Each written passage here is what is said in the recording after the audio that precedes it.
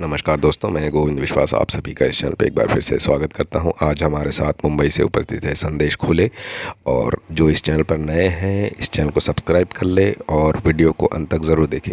तो संदेश जी, हम जानना चाहते हैं कि इस फील्ड के प्रति आपकी रुचि कैसे बढ़ी, आपका एजुकेशन कहाँ हुआ, आपका बचपन कहाँ बीता। तो इस विषय में आप दर्शकों को ज़रूर कुछ अवगत कराएँगे। सुप्रभात गोविंद जी, अपनी यात्रा प्रस्तुत करने के लिए मुझे आपके चैनल पर आमंत्रित करने के लिए धन्यवाद।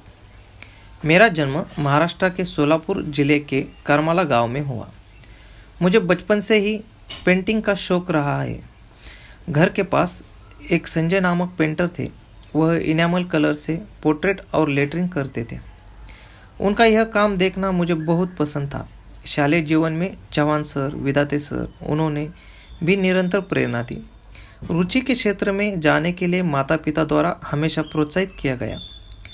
साथ ही कला शिक्षक सुनील जादव, इन्होंने मुझे इस क्षेत्र में आने के लिए उनकी बड़ी महत्वपूर्ण भूमिका रही। 1999 से 2005 के बीच प्रगत कला महाविद्यालय अहमदनगर में 1 साल और अभिनव कला महाविद्यालय में 5 साल तक कला अध्ययन किया। सतीश काले जी, पांडुरंग ताटे जी, संजय भालेराव जी, श्रीकांत कदम जी, इन सभी अध्यापकों से मुझे कला पाठ मिलते गए। उसी तरह मुझे चित्रकार विजय शिंदे, पलन्याप्पन, आर.बी. होले, राजू सुतार, इन लोगों से समय समय पर कला मार्गदर्शन मिला। मेरे लिए महाविद्यालय का पुस्तकालय महत्वपूर्ण है, जिसके कारण विभिन्न कलाकारों के चित्रों और उनकी कला यात्राओं का अध्ययन कर सका।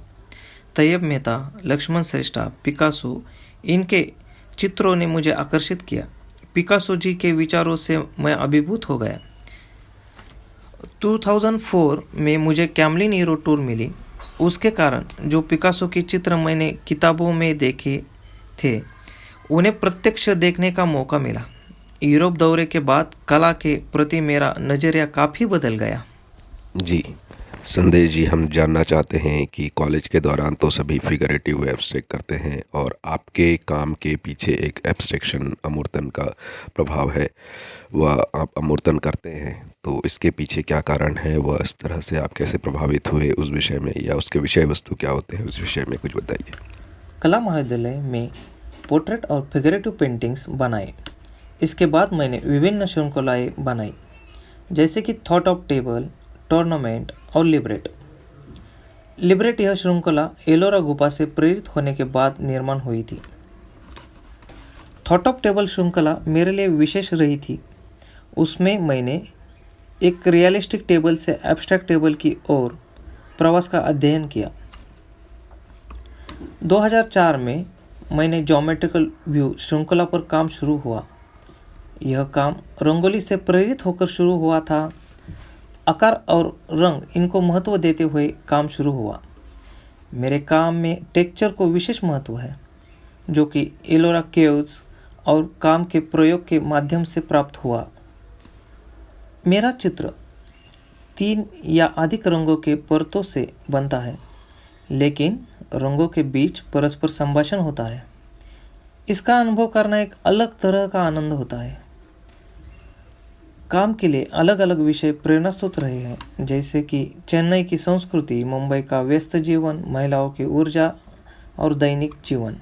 जी संदेश जी, हम जानना चाहते हैं कि जैसे एब्स्ट्रैक्शन व फिगरेटिव में एक नरेशन तो होता है, तो क्या उसी प्रकार एब्स्ट्रैक्शन में भी कुछ नरेशन होना चाहिए, जिससे दर्शकों को समझने में आसानी हो?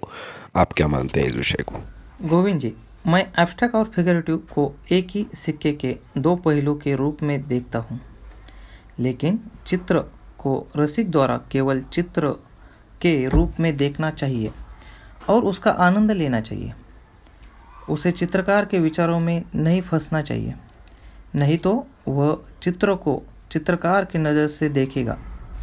इससे उसके और चित्रों के बीच संवाद प्रक्रिया रुक जाएगी और वह कलाकृति का आनंद नहीं ले पाएगा।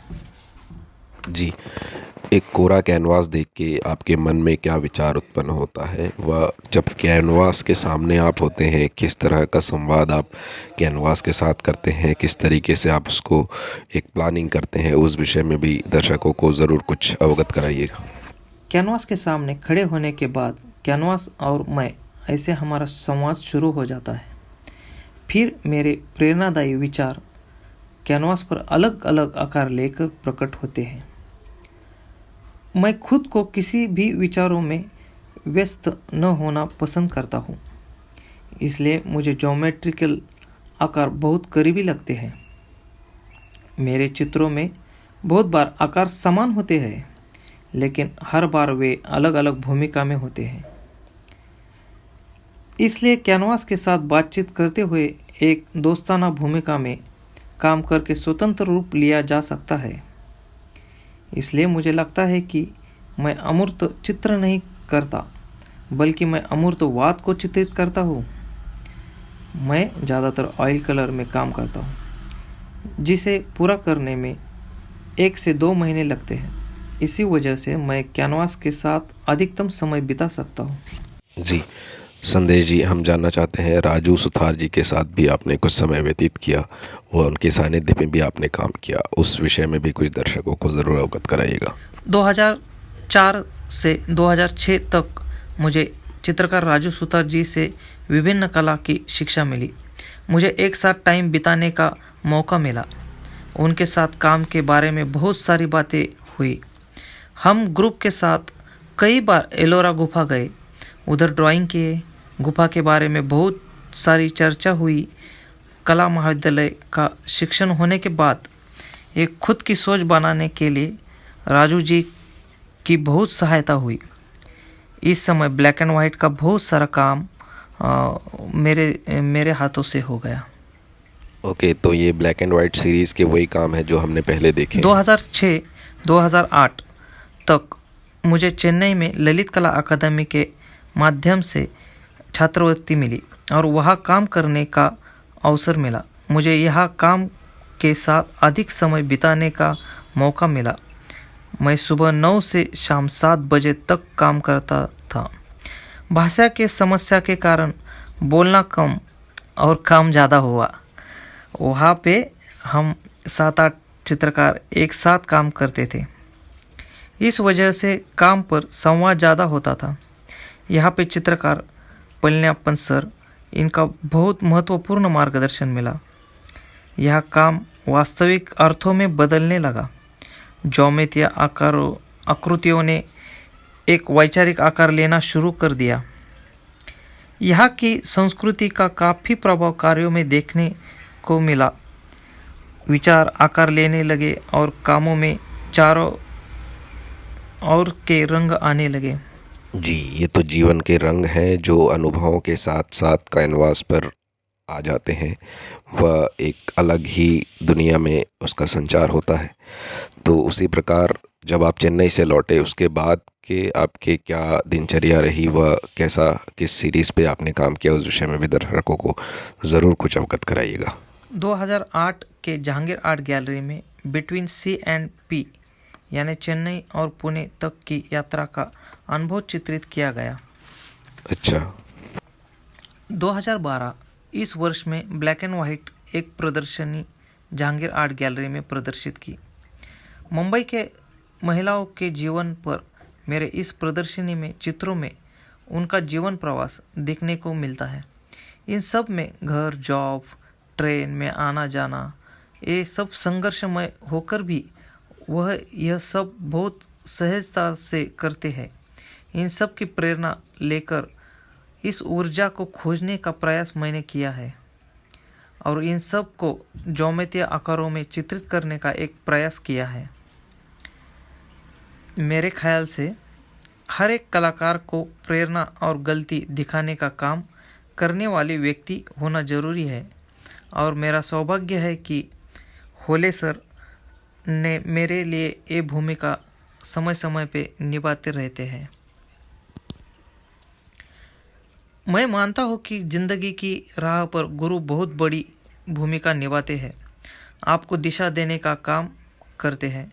मैं खुद को भाग्यशाली मानता हूँ कि मुझे अच्छे गुरु मिले और अभी भी उनका मार्गदर्शन और प्रेरणा मिलती रहती है। जी, कला के क्षेत्र में गुरुओं का साथ होना अत्यंत आवश्यक है, क्योंकि अच्छा बुरा क्या हम कर रहे हैं इसका भी एक मार्गदर्शन होना चाहिए।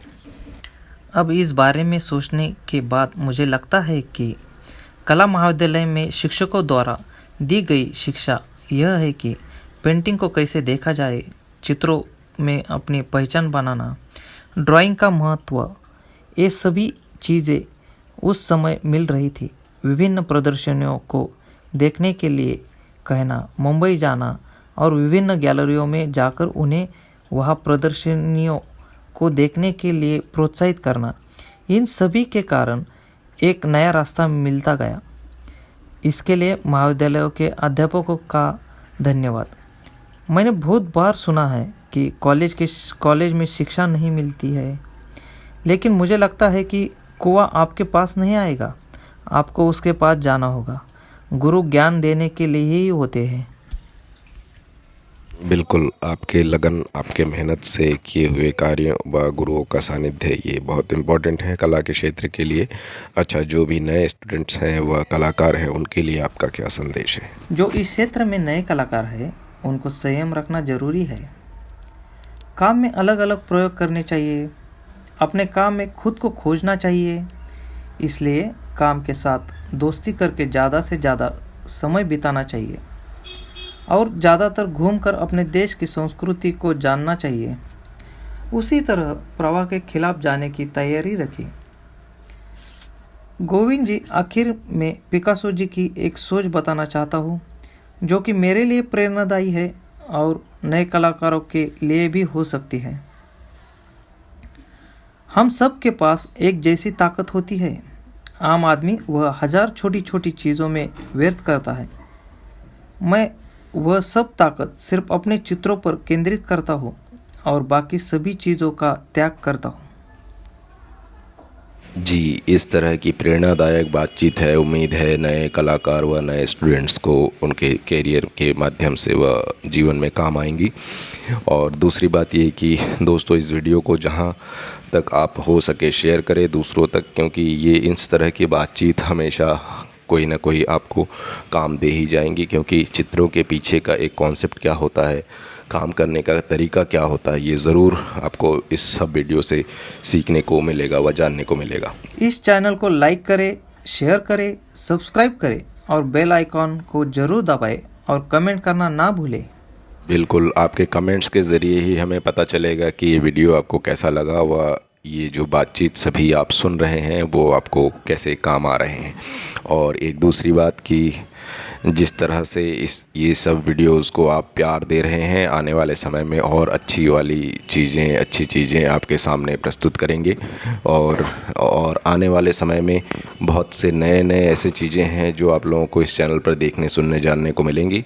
तो तब तक के लिए हमें आज्ञा दें। आपका दिन शुभ हो। जय हिंद, नमस्कार।